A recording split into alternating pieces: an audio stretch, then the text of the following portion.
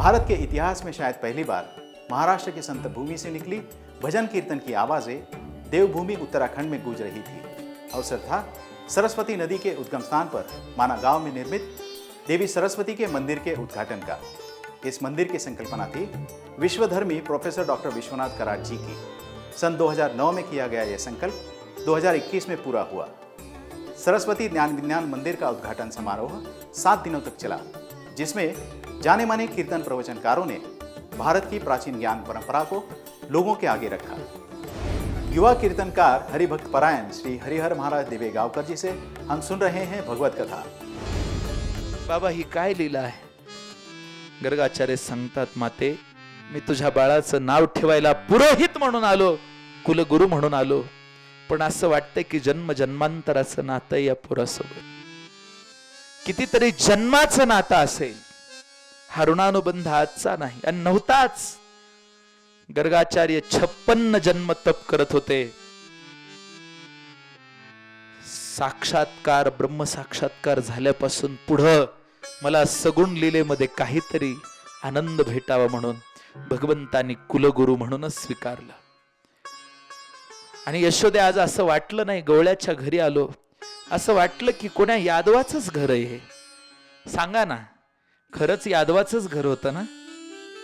कृष्णाचं घर यादवाचंच आहे ना? कृष्ण हसले गर्गाचार्यांकडे बघून, म्हणाले, गर्गाचार्य, कृष्णा येतो का माझ्यासोबत? कृष्णाने मान हलवली, अभी नहीं आएंगे, अभी तो यशोदा मैया के पास रहना है। 1.5 लाख कोटी जन्म तप केले बाबा, आई जवळ राहावं लागेल आता। यशोदेने उचलून घेतला आणि पाळण्यात आणून टाकलं। वाटलं 2 बाळ दिसतील, पण कुठले 2? रूपम रूपम प्रतिरूपम बभूवः, एकस्य रूपम प्रतिरूपान द्वैरूपान त्रिरूपान अन्य रूपान बहुरूपान शतरूपान अनंत रूपान रूपितान अरूपान भवती ते उपनिषदकार सांगतात। अनंत रूप आहे तो। गर्गाचार्य निघून गेले। हळूहळू कृष्ण लीला करतात, रांगू लागले। रांगताना दोन्ही हात पृथ्वीच्या पाठीवर टेकवले, पृथ्वीला धीर दिला, मी आता आलो आहे दुष्टांचा नाश करायला, चिंता करू नकोस। जसं मित्राच्या पाठीवर हात टाकून मित्र धीर देतो, काळजी करू नको, आलो ना। आणि मग पृथ्वीची कृष्णाची मैत्री भावना काय? मैत्री भावनेच्याही पुढचं नातं आहे। पती पत्नी येथे 2 जण। विष्णू पत्नी नमस्तुभ्यम पदस्पर्शम क्षमस्व मे। जिथे कृष्णाचा पाऊल पडेल तिथे पृथ्वी लोण्यासारखी मऊ व्हायची। मालक आहेत, मालकासाठी मऊपणा असतो, कठोरपणा नसतो। आणि म्हणून जिथे जिथे पाऊल ठेवावा तिथे तिथे मऊ व्हावं, जमिनीने पृथ्वीने मऊ व्हावं। फार वेगळं आहे हे सगळं काही। आणि भगवंत लीला करतायत। मग शकटासूर पाठवला। नंदीकर्म जातश्राद्धाचा विधी होता। उशिरा संतती झाल्यावर तो विधी करावा लागतो। बरं, तुम्ही म्हणाल, महाराज तरी किती वर्ष? त्या बद्रीनाथात आल्यावर ऐकूनच घ्या, कशाला उगा। लग्न होऊन 22 वर्षानंतर जर संतती झाली तर महानंदी श्राद्ध करतात, आणि लग्न होऊन 9 वर्षांनी संतती झाली तर साधारण नंदी श्राद्ध करतात। 9 वर्षाच्या आत झाली संतती तर अडचण नाही, पण 9 वर्षाच्या नंतर झाली तर सामान्य नंदी श्राद्ध, आणि 22 वर्षाच्या पुढे झाले तर महानंदी श्राद्ध। मग हे महानंदी श्राद्धाने जातक क्रिया करायची होती। आणि त्या विधीमध्ये एक विधी समाविष्ट होता की कृष्णाला दह्यादुधाने भरलेल्या एका बैलगाडीच्या खाली झोपवायचंय। दह्यादुधाने माठ भरलेले आहेत, ते बैलगाडीत ठेवलेत आणि त्याच्या खाली कृष्ण झोपलेत। शकटासूर दैत्य आला, त्याला वाटलं हा छकडा कृष्णाच्या अंगावरच ही बैलगाडी पलटवावी आणि खाली मग चेंगरून मरेल कृष्ण। आला शकटासूर, शकटासुराने ते प्रयत्न सुरू केले। कृष्ण खाली झोपले होते, वर पाहत होते। लक्षात आलं देवाच्या। देव म्हटलं, ये यथा माम प्रपद्यन्ते तांस तथैव भजाम्यहम। जो मला जसा भजतो मीही त्याला तसाच भजतो। जो प्रेमाने भजतो त्याच्यासोबत मी प्रेमानेच राहतो, जो माझ्यासोबत वैर करतो मी त्याला सोडणार थोडी आहे। भगवंताने पाय उचलला आणि हळूच ते कोमल चरण त्या बैलगाडीकडे नेले, ती बैलगाडी त्याच्याच अंगावर पलटवली। शकटासूर दैत्यच त्या छकड्याखाली चेंगरून त्याचाच वध करून टाकला भगवंताने। शकटासुराचा नाश केलाय प्रभूने। तदनंतर भगवान कृष्ण हळूहळू बोलायला लागतात। अत्यंत मधुर वाणी आहे, गोड वाक्य बोलतात कृष्ण। काय बोलतात हो? ऐका. पितानंद सो बाबा बाबा, अरुहल धर सो भैया भैया, कहत जसोदा सो मैया मैया, बोलन लागे कन्हैया हो, बोलन लागे कन्हैया, बोलन लागे कन्हैया हो, बोलन लागे कन्हैया, बोलन लागे कन्हैया हो, बोलन लागे कन्हैया, बोलन लागे कन्हैया हो, बोलन लागे कन्हैया.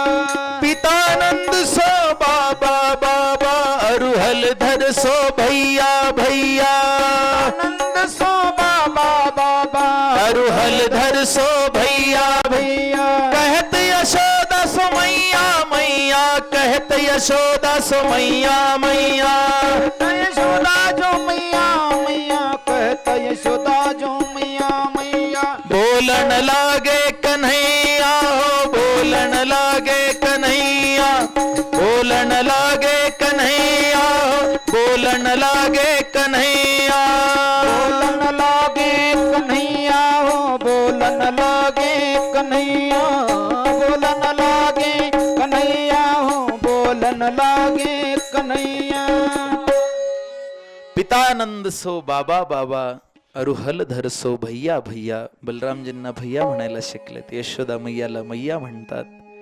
बोलन लागे, अत्यंत गोडवाणी आहे. कशी मधुरया गिरा, वल्गुवाक्यया बुधमनोज्ञया करिरीक्षणम. मधुरया गिरा. गिरा कशाला म्हणतात? गिरा म्हणजे वाणी, गिरा म्हणजे वाचा. कशी सांगतो त्याला गिरा नाव का पडलं? गिर्यते इति गिरा. गिर्यते नाम वरून खाली येणे, बर का. आता गंगेची धार पर्वतावरनं खाली आली, वरून खाली, आहे की नाही? वरून खाली येणं म्हणजे ब्रह्मरूपाने परापश्यंती मध्यमा वैखरीमध्ये येऊन खाली येऊन बोलणं. कारण ब्रह्मरूपाची वाणी थोडी आहे, न परा न पश्यंती न मध्यमा न वैखरी. कारण ते अनिर्वचनीय आहे आणि अवाच्य आहे, न वाचा रहित आहे. मग अशा ब्रह्मरूपाची ती वाणी शबल ब्रह्मात येऊन खाली येऊन, अर्भकाचे साठी पंथे हाती धरिली पाठी, स्वरूप सोडून खाली येणं, त्याचं नाव गिरा.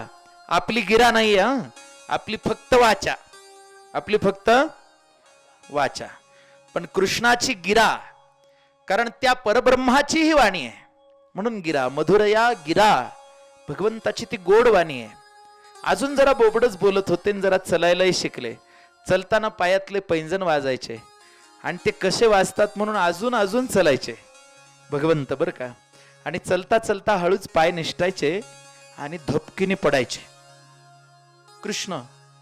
आणि पडल्यावर उठायचे आणि उठून रडायचे नाही, आधी इकडे इकडे बघायचे. मी पडलो हे कुणी पाहिलं तर नाही ना म्हणून असं पाहायचे, आणि कुणी नाही हे कळाल्यावर मग रडायचे.